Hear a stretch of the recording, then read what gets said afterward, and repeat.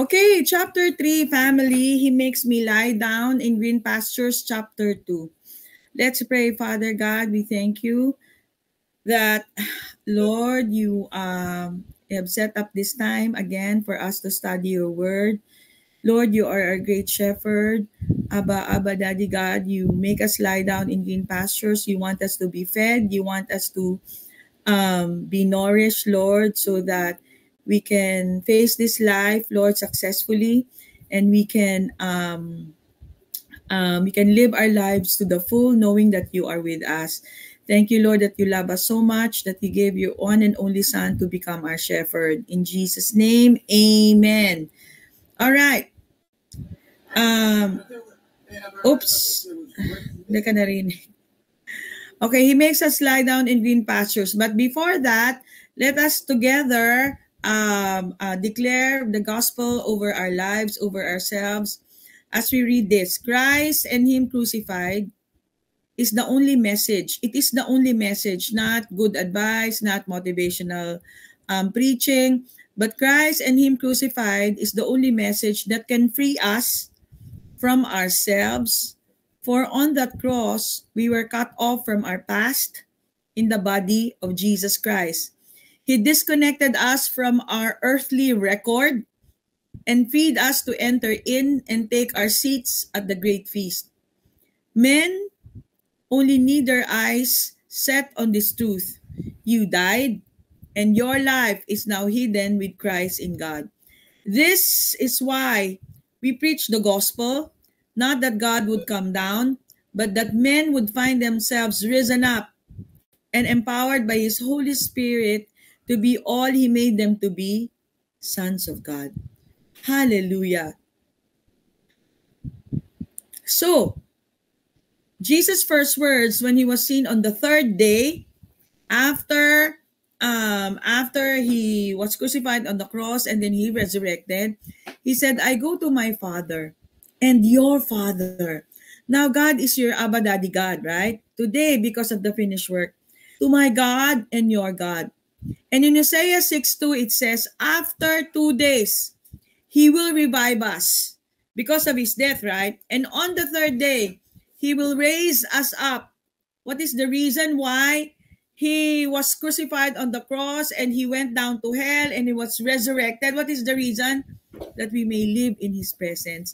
That's why kanina pinapatugtog ko yung in the presence of Jehovah, God Almighty, Prince of Peace. Diba? That we may live in His presence. He wasn't risen alone on that third day. We rose with Him. We rose with Him. The same Spirit who raised Jesus from the dead is now in you. It is finished. And Paul, the Apostle Paul, mirrors this in Ephesians 2 verse 5. While we were still dead in our sins and trespasses, God co-quickened us and co-raised us and co-seated us together with Christ in heavenly places. Let this be a clarion call in your heart and in my heart. And let this truth just be planted in your heart and let it bloom. Let it bloom. Let your beliefs rise up. While we were still dead in our sins and trespasses, God co-quickened us and co-raised us and co-seated us together with Christ in heavenly places. When you find yourselves in losing situations, when you find yourself in seemingly difficult and seemingly no way out situation, you have to remind yourselves, you have to declare this word over you. While we were still dead in our sins and trespasses, God co-quickened you, co-raised you, and co-seated you together with Christ in heavenly places. And in Colossians 3 verse 1, so now the Lord is saying to you, see yourselves co-raised with Christ. See yourselves co-raised with Christ. Now ponder with persuasion the consequence of your co-inclusion in Him. Relocate yourselves mentally. Relocate yourselves mentally. Engage your thoughts with throne room realities where you are co-seated with Christ in the executive authority of God's right hand. Becoming affectionately acquainted with throne room thoughts will keep you from being distracted again by the earthly soul-ruled realm. Your union with Christ, your union with his death broke the association with that world. See yourselves located in a fortress where your life is hidden with Christ in God. In that day you will know that I am your Father. That day you will know that I am in my Father, and you are in me, and I in you. Occupy your mind with this new order of life. You died when Jesus died. Whatever defined you before defines you no more. Christ, in whom the fullness of deity dwells, defines you now. The word, this is very important, children. The word hidden can also be translated secret. What is your secret? What is the secret of a believer? The secret of your life is your union with Christ in God. So if there's one screen that you're supposed to capture, is this one. The secret of your life is your union with Christ in God. Risen, then with Christ, you must lift your thoughts above, where Christ now sits at the right hand of God. You must be heavenly minded, not earthly minded. You have undergone death, and your life is hidden away now with Christ in God. Christ is your life. When he is made manifest, you are made manifest in his glory. So, Psalms 23, it says, diba, he makes me lie down in green pastures. But you know, in the Hebrew, it says, in pastures green, he makes me to lie down. Beside the waters still, he leads me. So ano yung ibig sabihin ng in pasture? Ang ibig sabihin yan in Hebrew, the word in pasture in Hebrew is na'a. To be, it says to be beautiful. Your destiny and your reality is to be beautiful, befitting, suitable. So you're to be beautiful. And then yung to lie down is rabats. Rabats, it means to rest. To be beautiful is to rest. To rest. So if you find yourself worrying, that's not beautiful. Right? It's not the will of the Lord for you. So yung rabats dyan, there's no direct Greek equivalent, but the concept of lying down or resting can be found in the Greek words such as kataklino, which is to recline, or anapawo, which is to rest. So rabats is to lie down. Rabats is it means to lie down and to stretch out. And you know, it is derived from an ancient Persian word that was used for a newborn baby lying on its mother's breasts. Oh, rabats, no? In that Passion Translation, it says, he offers a resting place for me in his luxurious love. So, ganyan ang itsura ng rabats. A baby lying, a newborn baby lying on its mother's breast. Yan ang rabats. Because he wants you to be nourished. He wants you to be fed. So, yung rabats, it also means dwelling place. Diba? The Lord has become your dwelling place. And then another one is that it also symbolizes peace, security, or contentment.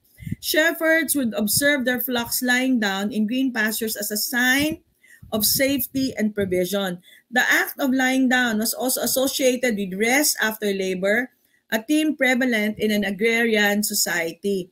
So, you know, in Ezekiel 43 verse 11, it says, and if they are ashamed of all that they have done, and if you are condemning yourself for your history, and if you are restless because of the wrongdoings that you have done, make known to them the design of the temple and its arrangements. Ano as pastors, as teachers, as fellowships, diba? Let us make known to them the design of the temple and its arrangement.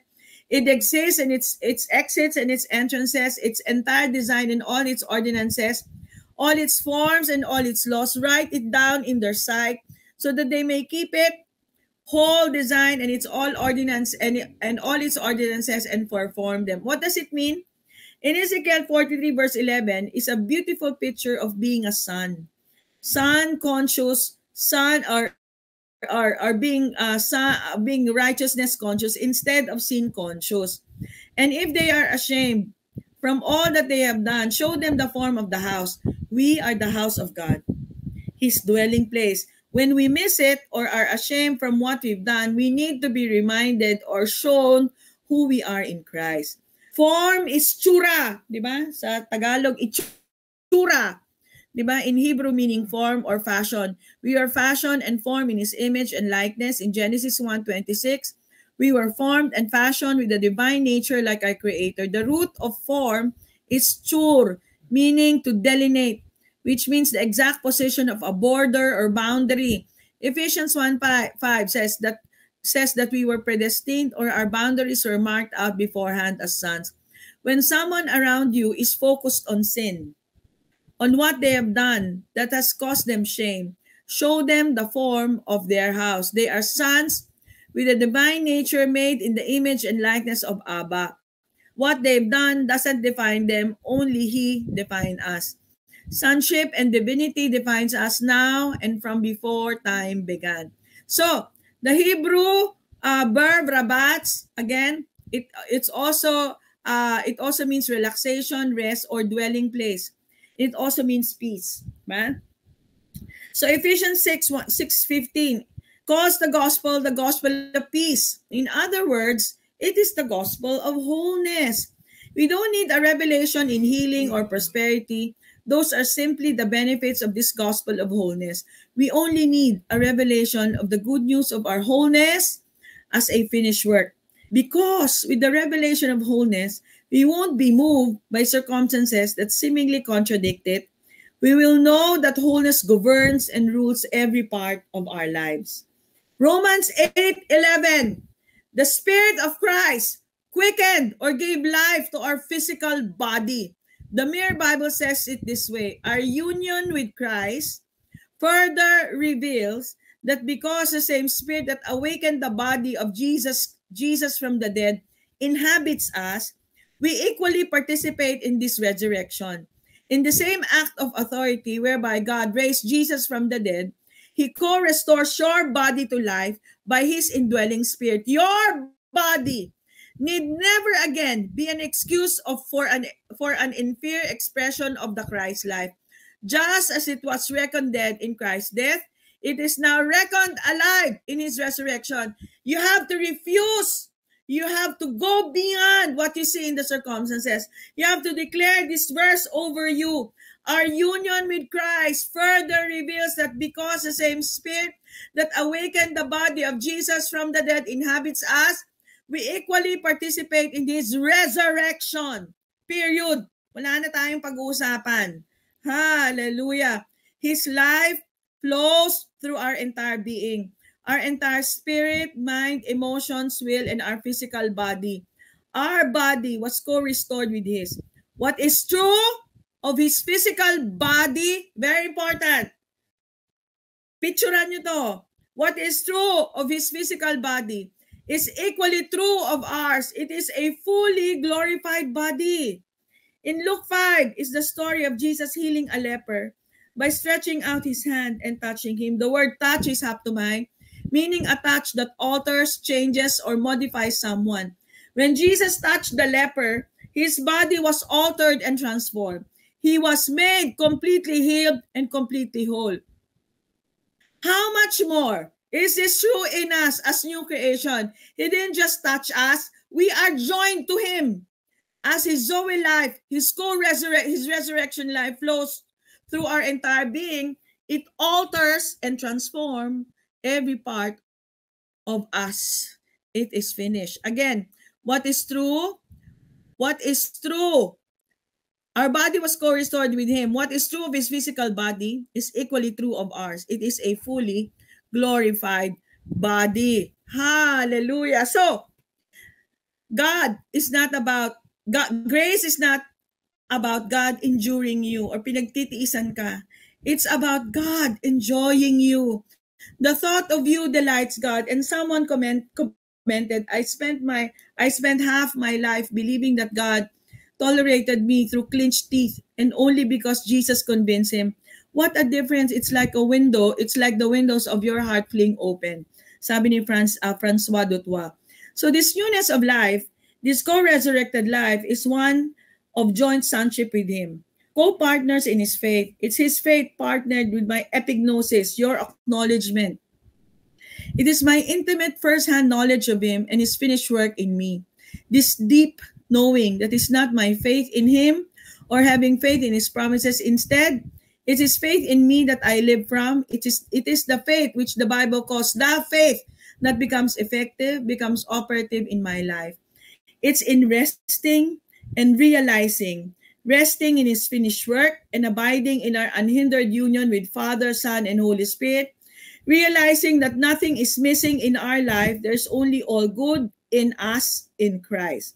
So back to the napag-usapan na natin yung antidote for fear and friction, which is the apostles' teaching and fellowship. Diba? All the believers devoted themselves to the apostles' teaching and to fellowship. Ano yung last two?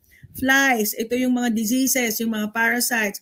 Ano yung antidote? The Lord's Supper or breaking of the bread. And then the fourth one is famine or lack. It is prayer. So yan yung mga four horses, no? So in Matthew 24, in parallel Revelation 6, yung false teaching, di ba yan yung rider on the white horse. And then yung war rider on the red horse. Yung famine rider on the black horse. Pestilence rider on the pale horse. So these are the mga pseudo, mga fakes, di ba? So ano yung antidote? Apostles' teaching. Di ba? The preaching of the gospel. And then number 2 is fellowship. Di ba? Fellowship in the death, the resurrection of Jesus Christ. Hindi yung okay din yung fellowship natin, but it is primarily you knowing the impact behind the death and the resurrection of the Lord. And then prayer and breaking of the bread. So unahin muna natin yung prayer. Prayer is proseukes in Greek. It is comprised of two words, pros and eukes, and it is a beautiful word. Pros means face to face. And euke is comprised of two words, eu meaning well done or good, and echo meaning echo, reflected sound, related to eke meaning sound. The Mere Bible says it is a place of mutual resonance where deep inner longings are mirrored. Prayer is face-to-face communion we have with Abba, where we hear the sound, His sound of good, well done, and we echo what we hear. Parang yung picture dun sa baby no, na nasa bosom ng mommy. Di ba we hear the heartbeat of the mommy? It's like us hearing the heartbeat of Abba. We need a different understanding of prayer. Most of what we believers call prayer is really an expression of unbelief. We pray asking God to heal us, deliver us, save us, or praying prayers we read in the Old Testament, Psalms that David prayed, asking God to do what He has already done in Christ, asking Him to do what is already finished. One-sided prayer is us doing all the talking and not hearing the sound that we should hear when we are face to face with Abba. True prayer is a conversation with Abba, both parties communicating. It looks something like this. You might go to Him saying, Abba, I need healing in my body. And Abba says, who told you that you lack wholeness in your body? Who told you? You are healed. You are whole. It is finished. Abba only speaks the language of good, of finish, and then we are to echo. We are to echo what we heard and saw face to face with Abba. And prayer is saying, I am healed. I am whole. It is finished. That's prayer. That's proseukes. Hallelujah. It is finished. So, outside of Christ, you would seek to encounter God. So marami kang pinupuntahan ng mga rally-rally, no? But it says, in Christ, I am in a permanent encounter with God. Therefore, I am not seeking for the encounter of a lifetime. I am in a lifetime of encounter. So to encounter is to meet face-to-face. Face-to-face with God is where I dwell permanently. I'm not believing for encounters with Him. I'm His habitation, His dwelling place. Hallelujah. So Jesus, so punta na tayo dun sa no? Tapos na tayo sa prayer. Let's go now to the breaking of the bread. Remember, right, that the Passover, diba, before naaral natin yung betrothal, yung engagement. So during the Passover, Jesus' disciples knew the Passover liturgy, di ba? Yung betrothal, since they were old enough to think.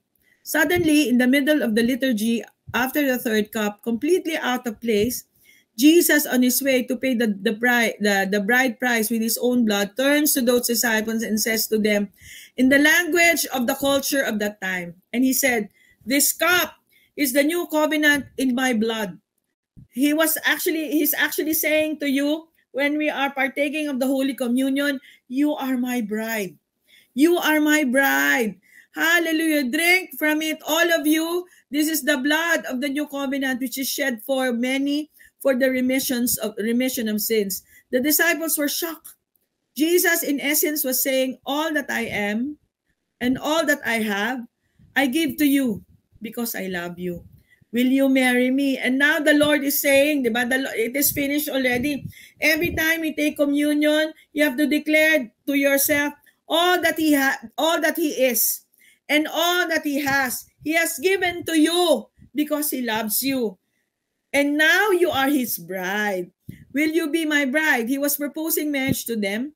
The words usually associated with a marriage proposal were inserted into this feast they had celebrated all their lives.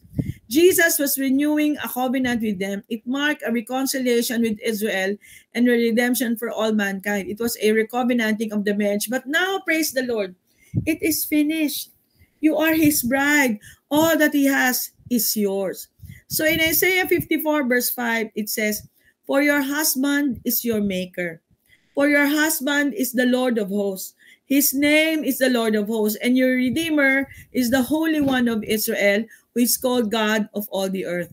In Jeremiah 31, 32, behold, the days are coming, and it has come, diba?